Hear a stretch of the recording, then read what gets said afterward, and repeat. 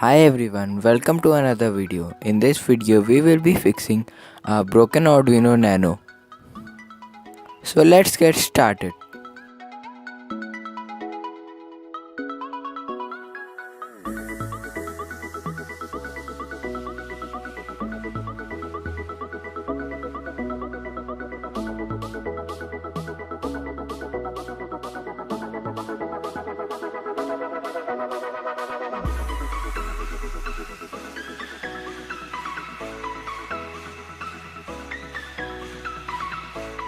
Recently while making a project, I got to know that my Arduino Nano is not working.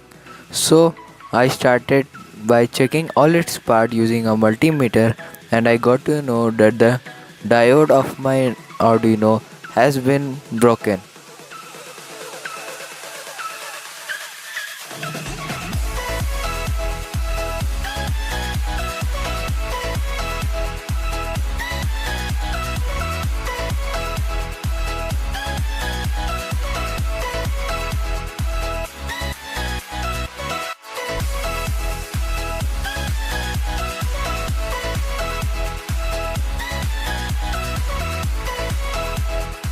In order to fix that diode, I bought a new one and replaced it.